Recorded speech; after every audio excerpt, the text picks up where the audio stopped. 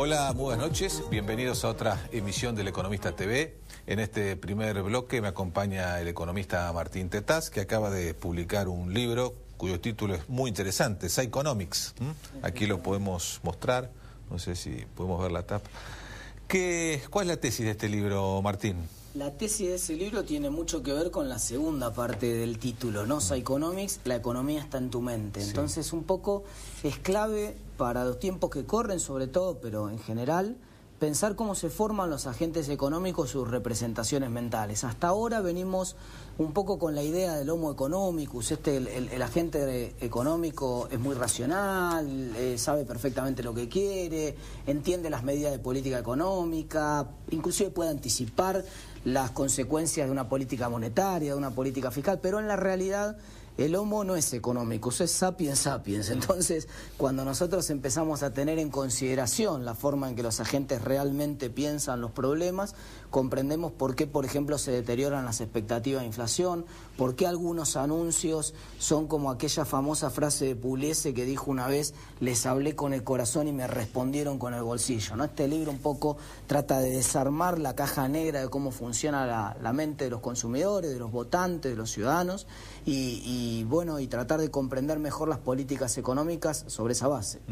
Bueno, acá en la última edición del Economista escribiste también algo parecido al título del libro, ¿no? La inflación está en tu mente. Ahora, esto está tomado básicamente en función de la encuesta de expectativas de inflación que hace la Universidad de Itela. Ahora, la sociedad es una buena pronosticadora porque en general siempre tiene la expectativa de una tasa de inflación superior a la que termina siendo en la realidad.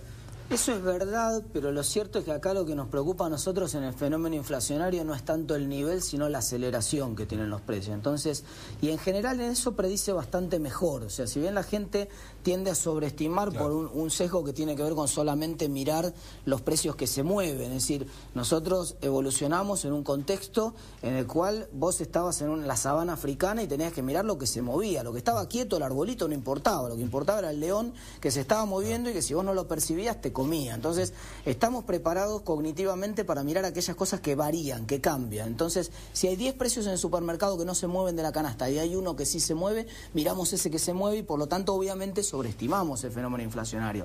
Ahora, lo cierto es que incluso cuando fuéramos malos pronosticando lo que va a pasar con la inflación, el pronóstico que nosotros hacemos tiene una especie de efecto de profecía autocumplida sobre la inflación después.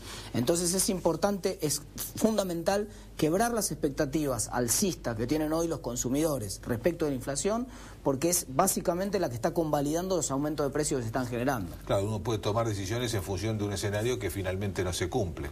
Ciertamente, porque lo importante es que si la gente toma decisiones en función de ese escenario, aumenta las posibilidades de que ese escenario ocurra. Si yo creo que hay una inflación de más de 41%, cuando voy al comercio y me dan un aumento del 20%, lo convalido el aumento, me parece razonable.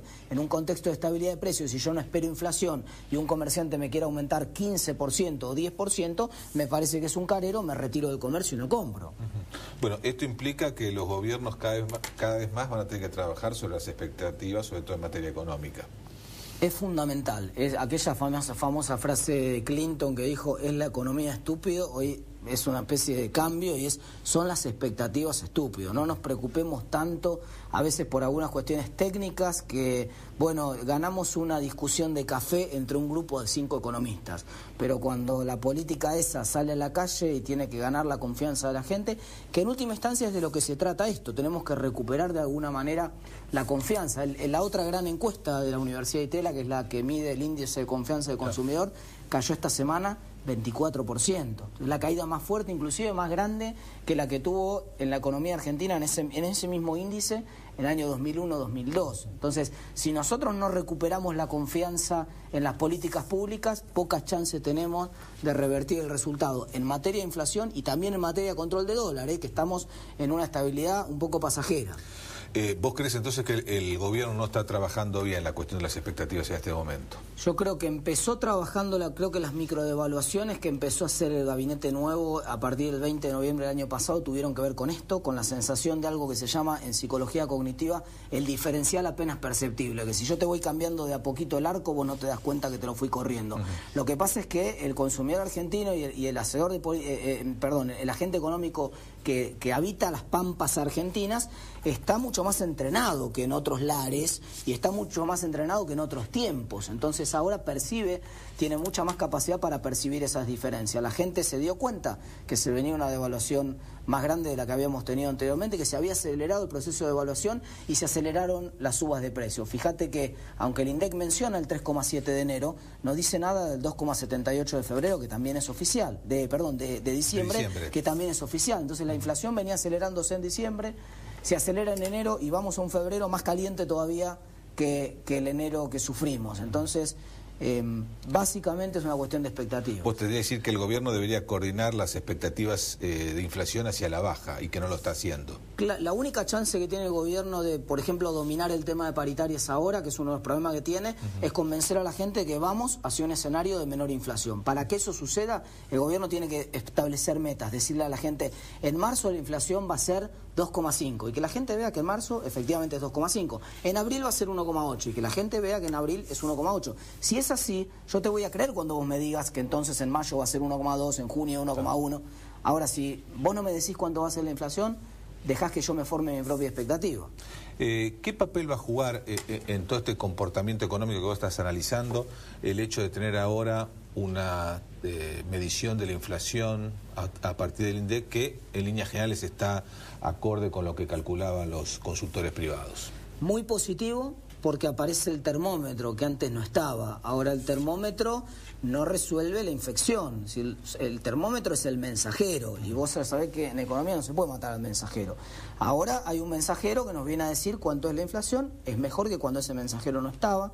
Es muy importante porque en algunos momentos que el gobierno ha tomado medidas que han hecho bajar la inflación, por ejemplo en el primer trimestre del año pasado, los controles de precio de Moreno habían logrado frenar bastante la inflación, pero cuando vos mirabas las expectativas de inflación, no se enteraban las expectativas, y en parte no se enteraban porque el medidor del INDEC seguía marcando exactamente lo mismo todos los meses. Claro. Entonces la gente no creía. Si vos crees en la inflación que está midiendo el INDEC, entonces, y el INDEC te empieza a mostrar que la inflación converge a niveles razonables, bueno, entonces el gobierno te dice, mira, voy a bajar la inflación a 2,5. ¿Medido cómo? Medido como lo mide el INDEC. Ah, bueno, aparece el número del INDEC, baja a 2,5, le creo al gobierno. Martín, ¿no crees que la cotización del dólar tiene un papel muy importante en toda esta cuestión de las expectativas? Vos hacías mención reciente que cuando se había empezado a acelerar las microdevaluaciones, la gente empezó a percibir que venía una devaluación mayor. Ahora también existe la sensación de que la situación económica está un poco más tranquila, más controlada, que el gobierno la tiene más en sus manos. En definitiva, lo que cambió en el último mes es que tenemos un dólar estabilizado, un dólar oficial estabilizado en 8. Pero el resto de las variables están igual. La tasa de inflación sigue alta, el nivel de actividad está en caída, el empleo privado no crece. La otra variable importante son las tasas, claro, que están más altas. Digamos, lo único que cambió es el valor del dólar y sin embargo la percepción hay que la situación económica está mucho mejor que antes. Ciertamente cuando comenzó a dispararse el dólar y comenzaron las microdevaluaciones, automáticamente comenzó a caer la confianza del consumidor. Si vos mirás el mismo indicador del cual estábamos hablando recién, hasta el mes de octubre del año pasado venía recuperándose, pero empezó a caer y cayó en noviembre, cayó en diciembre y cayó en enero. Y cayó fuerte, cuando todavía no había comenzado en la medición de enero no entró la devaluación, por ejemplo, claro, y ya había caído ese indicador 5%. Quiere decir que la gente percibía que el dólar se empezaba a disparar y eso cambiaba drásticamente las expectativas. ¿Por qué? Porque el agente económico común, el que camina por la calle, el que no sabe mucho por ahí de economía, se agarra de 2 o 3 elementos. Y es como aquel famoso perro de Pavlov que aprendíamos en la escuela secundaria, que le daban de comer y sonaba la campana, le daban de comer y sonaba la campana, y un día empezaron a sonar la campana solo, sin darle la comida, el perro salivaba igual. Y acá pasa lo mismo. Crisis sube el dólar, crisis sube el dólar, crisis sube el dólar. Cuando veo que sube el dólar, pienso que viene la crisis. Entonces, esa sensación está. Ahora el dólar parece estar estabilizado, no obstante lo cual es una situación pasajera. La gente no está convencida de que el valor del dólar en 8 pesos quede durante mucho tiempo en este valor. Claro, ahora si lo estuviera, se le daría a ese solo dato una importancia muy grande sobre el resto de la percepción de la marcha de la economía. Totalmente. El día que la gente se convenza, si vos pudieras convencer a la gente de que por los próximos 24 meses el dólar va a seguir a 8 pesos, automáticamente se pincharía el blue. Porque el precio del blue es una apuesta en contra de la sostenibilidad del tipo de cambio al valor en el que está. Entonces, si vos tenés el tipo de cambio en 8 y el dólar paralelo en 11,50, quiere decir que hay un montón de gente que cree que ese 8 no es sostenible. En tanto y en cuanto la gente crea que ese 8 es sostenible, insostenible. Nadie apostaría, sería una locura apostar o comprar un dólar de 11 pesos. No nos olvidemos que en Venezuela hay gente que cree que es tan insostenible la cotización que el dólar paralelo, el oficial cotiza 6.30 bolívares y el dólar paralelo 87. O sea que cuando las expectativas se deterioran, las apuestas contra el dólar pueden seguir yendo un poco más alto inclusive. En algún momento, sobre todo en el 2011, luego del importante resultado electoral que obtuvo el gobierno, la presidenta fue reelecta con el 54% de los votos, se planteó que había una fuerte adhesión de la sociedad al modelo económico. Pocos meses después, teóricamente con el mismo modelo en funcionamiento, el gobierno pierde casi 20 puntos. ¿Hay un apoyo al modelo o en el comportamiento de la gente lo que determina son los números concretos de ese momento en la economía y con los que va a votar? Hasta el 2011 y sobre todo durante el año 2011, la traducción de el modelo era un señor que te regalaba dólares baratos. Y a la gente le encantan los dólares baratos. Entonces la gente aprovechó esa coyuntura, se hizo de un montón de dólares baratos y el día que esa coyuntura se acabó y el gobierno puso un cepo y dijo acá se acabaron los dólares baratos, no hay más para todo el mundo, la gente dejó de querer a esa persona que regalaba los dólares baratos. Esto fue lo que pasó. Si vos mirás la evolución desde que se pone el cepo, la evolución de la imagen de Cristina Fernández de Kirchner, que mide, por ejemplo, a gente de Management Fit, se cae a pedazos a partir exactamente de la imposición del cepo. Venía creciendo hasta ese momento y a partir de la imposición del cepo cae drásticamente. Esa fue la peor medida de política económica del gobierno porque deterioró completamente las expectativas, porque más allá de que el dólar no se movía, la sensación de la gente era que ya no se conseguían más los dólares al precio que estaba, y si hay un problema en el precio del dólar, volvemos sobre esta cuestión que hablábamos hace un rato, cuando hay un problema en el precio del dólar quiere decir que hay un problema en la economía. Eso está así en la mente, está vinculado así en la mente de los argentinos. Entonces el gobierno dijo que había un problema con el precio del dólar, reconoció implícitamente que la economía ya no iba bien. Hoy todos los economistas hablan de que está en marcha un ajuste en la economía argentina, entendiendo el tema que vos hablabas de la devaluación, la tasa de interés que habías señalado recién, se viene probablemente un ajuste de muchas tarifas, hay una caída ya de los salarios en dólares y probablemente en términos reales en pesos también. Sí. ¿Cómo es percibido esto por la sociedad? ¿Se percibe de esa manera? Se percibe ciertamente, lo que pasa es que hasta ahora la magnitud de la diferencia entre el aumento de precios y lo que venían siendo los aumentos salariales es pequeña, pero ya en los últimos meses, si vos tomás la inflación de diciembre, la inflación de enero y lo que va en febrero, estamos casi en un 10% de caída del ingreso real. Entonces, lo que pasa es que hay una expectativa todavía de paritarias. Entonces, por ahora lo que hay es, sí, yo me tuve que contraer en el consumo, tuve que hacer mi propio ajuste, cayó fuerte el consumo porque cayó 10% la capacidad adquisitiva en términos reales, pero todavía tengo una cuestión de expectativas positivas que sostiene un poco el consumo, que es que estoy esperando las próximas paritarias, sé que me van a aumentar. Tengo alguna expectativa, sé que mi gremio está pidiendo 35, sé que mi gremio está pidiendo 40, sé que mi gremio está pidiendo 60, como en el caso de algunos docentes. Ahora, la pregunta del millón es qué va a pasar cuando pasen dos fenómenos. Se consolide la paritaria en torno, digamos, del 25 y los precios se aceleren un poco. Ese es el peor escenario. Si ese es el escenario, la gente realmente va a sentir ahí el ajuste en carne propia. Ahora, todavía la gente siente un poco el ajuste, pero desde el punto de vista de las expectativas, cree que hay una luz al final del túnel porque tiene esperanza de que la inflación se contenga un poco y de que las paritarias se ajusten hacia arriba en un poco más de lo que se le dio el año pasado, en torno del 30, digamos 35%. La discusión de fondo que va a determinar lo que va a pasar con las expectativas es cuál de estos dos escenarios se terminan imponiendo cuando pasen las paritarias en marzo y tengamos 2 meses más de índice de inflación. Muy bien, Martín, vamos a hacer un corte ahora y seguimos conversando de estos temas. Gracias.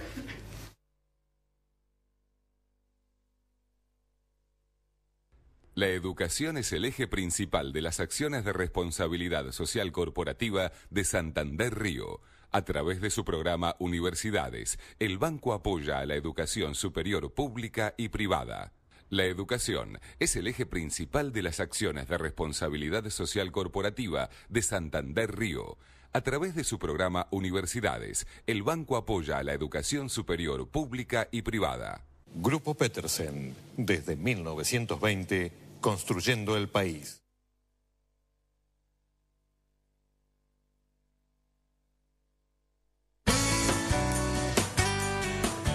El mosquito que transmite el dengue se cría en nuestras casas. Para propagarse necesita agua acumulada y quieta. Por eso, tira las cosas que no usás, como neumáticos, botellas, latas y otros objetos en desuso. Da vuelta a los recipientes que puedan juntar agua. Lava los bebederos de tus animales. Poda patios y jardines. Destapa las canaletas. Cambia el agua de los floreros. Sin mosquitos, no hay dengue. 0800-222-1002. www.msal.gov.ar. Argentina, un país con buena gente. Presidencia de la Nación. Muy bien, segundo bloque del Economistas TV. Seguimos conversando con el economista Martín Tetaz. Bueno, que como les presenté antes, se está sacando a la venta un libro, Psychonomics, la economía está en tu mente. Bueno, Martín, estamos hablando de el tema de la percepción de la sociedad en función de qué ocurra con su nivel de ingresos, que probablemente pueda registrar la primera caída en términos reales en mucho tiempo, ¿no? Los últimos años, más allá que tuvimos una inflación alta, de alguna forma u otra los incrementos salariales los compensaron. Lo cierto es que los incrementos salariales se compensaron en promedio, pero hubo una cuestión bastante variable entre sectores. El sector público en general tuvo una caída de salario real y en el promedio hubo una caída de alrededor de entre 2 y 3 puntos, que no es suficientemente significativa, sobre todo cuando todavía hay acceso al crédito. Entonces, bueno, mi ingreso real cae muy poquito, pero todavía puedo usar 24 cuotas, todavía puedo usar 12 cuotas, o sea, pateo la pelota del ajuste de mis propios ingresos para adelante. El problema se plantea ahora porque, por un lado, la brecha esa va a ser más grande, casi con seguridad. Va a haber una diferencia más importante entre el aumento de precio de los próximos 12 meses y el aumento de salario. Y por otro lado, esa posibilidad de patear el ajuste de propio consumo hacia adelante vía más crédito se está cerrando también porque ya no hay más 24 cuotas, ya no hay más 12 cuotas, se redujeron a 6 cuotas en muchos comercios y a 0 cuotas en muchos otros comercios también. Entonces, esa combinación de esos dos efectos obviamente va a generar probablemente una sensación de ajuste si es que los precios no se contienen rápidamente. En los primeros, si uno entra en la página inflacionverdadera.com, esta gente tiene un motorcito de búsqueda que entra en las páginas de los supermercados más importantes de Argentina, compran todos los días el mismo changuito. Y cuando uno mira en el mes de enero a inflacionverdadera.com, en promedio el aumento de precio le dio 3,67%. El INDEC dio 3,7%. Muy bien anduvieron. Ahora, en febrero le da 4,6 y acelerando. Si acelerando. Nuevamente tenemos un problema. Y acelerando. Entonces, si andan bien también tenemos un problema. Si marzo con válida paritaria es un poco más alta que la de los años anteriores, entonces probablemente también tengamos otra presión en el mes de marzo. Y entonces, si ya arrancamos con una inflación en los 3 primeros meses por arriba del 10%, obviamente la caída del ingreso real va a ser importante. Bueno, de todas formas, lo importante también es que ahora un índice de medición más confiable permite ir al fondo del tema y discutir realmente qué hacer para bajar la tasa de inflación y no discutir permanentemente si está bien medida o no. Claro, lo que pasa es que resolvimos el problema que tenemos el termómetro, pero ahora la discusión es, si yo tengo un termómetro pero digo que me subió la temperatura porque fue martes 13 y no tiene nada que ver con lo que hice yo o que tengo un problema de salud yo, no voy a tomar nunca las medidas para resolver mi problema de salud. Entonces, el gobierno reconoció parte del problema, ahora está el índice y eso está muy bueno, es un primer paso que era condición necesaria, pero no es condición suficiente. Necesitamos ahora que anuncie un plan antiinflacionario. Esto es lo que se espera. Plan antiinflacionario todavía no vimos y esto resulta fundamental. ¿No crees que el estado de ánimo en este momento está muy influenciado también por las perspectivas menos favorables que hay en el mercado de trabajo?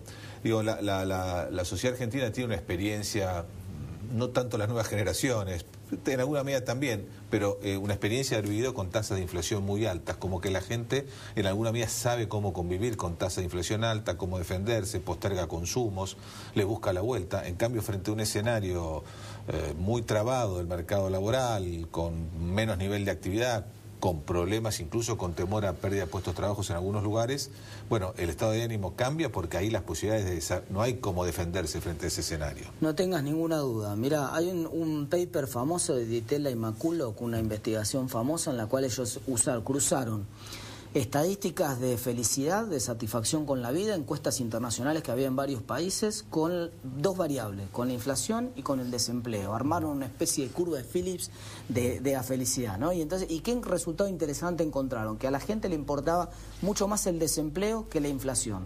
¿Cuánto más? 1,7 era el coeficiente de desempleo por sobre la inflación. Claro. Traduzcamos al castellano. Quiere decir que si vos me bajás el desempleo 10%, yo me banco un 17% más de inflación.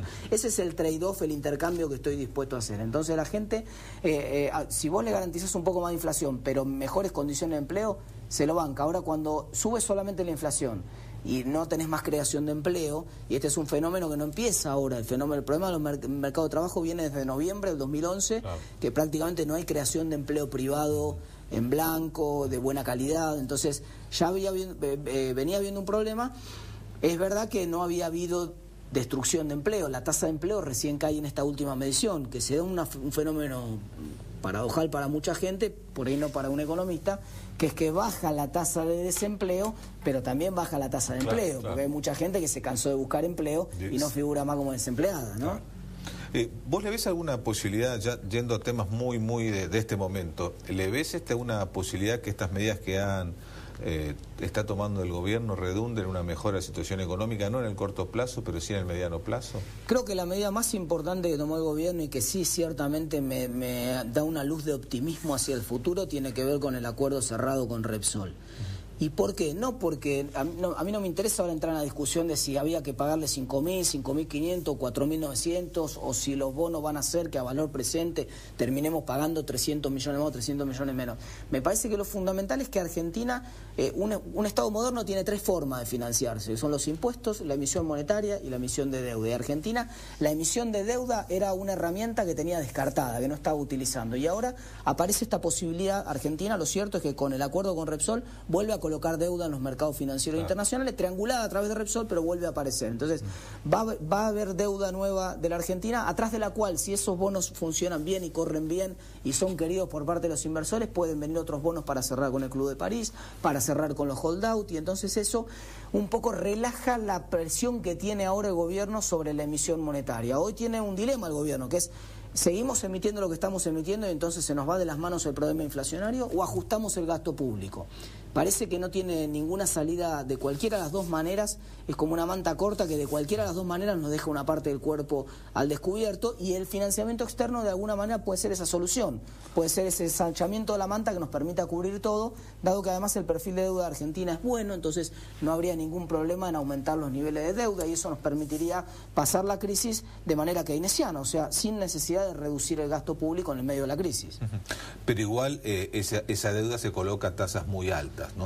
Ahí también se paga un costo económico, pero además en términos políticos por la comparación con otros países de la región. Esa es la gran duda, es cuál va a ser la tasa que efectivamente van a convalidar los inversores cuando acepten intercambiar por plata de verdad esos bonos que en algún momento Repsol ya anunció que va a desprenderse en los próximos 2 años de esos bonos. Entonces hay que ver cuando esos bonos lleguen al mercado, qué descuento efectivo le da el mercado de esos bonos, cuál es la tasa real de interés implícita que viene en esos bonos, la TIR que van a tener esos bonos, en el descuento que le van a hacer los inversores. Si esa tasa es una tasa alta, entonces estamos en problema. Ahora, si hubiera mucha confianza, por ejemplo, no habría ni que preocuparse de este. Usted por ahí se refiere al interés del 8,25, 8,5 de los bonos, pero no sería la primera vez que un bono cotiza sobre la par. Si hubiera mucha confianza, un bono que me paga en dólares, 8,25%, yo estoy dispuesto a pagar más de $100 si estoy seguro que usted me va a pagar ese bono. Entonces, eso quiere decir que la tasa de interés que realmente termine pagando la Argentina depende crucialmente del precio que se pague en los mercados financieros por esos bonos, cuando esos bonos finalmente Repsol los coloque. Esa es la clave que nos va a decir si Argentina tiene alguna posibilidad de salir de esta crisis o si no hay ninguna confianza en el equipo económico y hay que barajar y dar de nuevo. Bueno, la pregunta que te hacía antes tenía que ver con que algunas de las medidas que está tomando el gobierno en los últimos meses, que son bastantes, no se puede hablar dentro de la lógica del gobierno actual de plan y de programa, porque esto está asociado a fracasos del pasado, pero hay un conjunto de medidas que se han tomado en los últimos tiempos, muchas de las cuales están en línea con lo que solicitaban economistas críticos del gobierno, directamente adscriptos a partidos de la oposición. Entonces, en función de esto, ¿crees que alguna de estas medidas efectivamente pueden dar resultados? Que tengamos una reducción en los subsidios, que volvamos a tener un tipo de cambio más competitivo que en los últimos 2 años. El tema de la reducción de los subsidios hay que verlo en la realidad. Yo creo que es un camino que va a implementar el gobierno y creo que era una corrección necesaria. Hay algunos problemas de precios relativos de la economía muy importantes. Uno era el de las tarifas, el otro era el del tipo de cambio. Yo soy prudente, tengo alguna esperanza con el tema de los subsidios, creo que van a venir medidas en ese sentido, pero hay que verlas. Y soy prudente respecto del tipo de cambio porque si el fenómeno inflacionario de fondo no se controla, lo que hoy está resuelto a la velocidad que vienen los precios, dentro de 2-3 meses, con un 10% de inflación, lo que hoy estaba bien a 8 pesos, tendría que estar bien a 8,80. Y entonces empezamos a discutir de vuelta si el dólar tiene que valer 8 o tiene que valer 8,80. Otra vez aparece la sensación de que se viene un fenómeno de devaluación de vuelta y empezamos otra vez en esta cuestión de expectativas negativas que tan mal le hacen a la economía. Muy bien, Martín Tetaz, muchas gracias por estar en el programa y mucho éxito con el libro. Y espero que lo disfruten y bienvenida a las críticas. Muy bien, muchas gracias y nosotros nos despedimos hasta la semana que viene. Chao, muy buenas noches.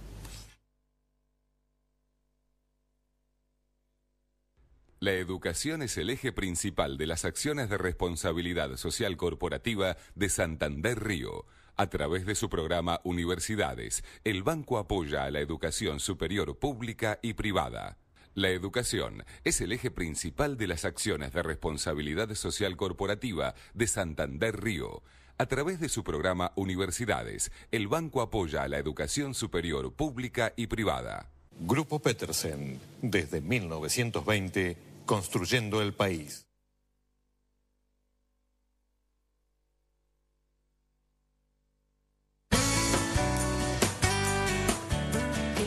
Que transmite el dengue se cría en nuestras casas. Para propagarse necesita agua acumulada y quieta.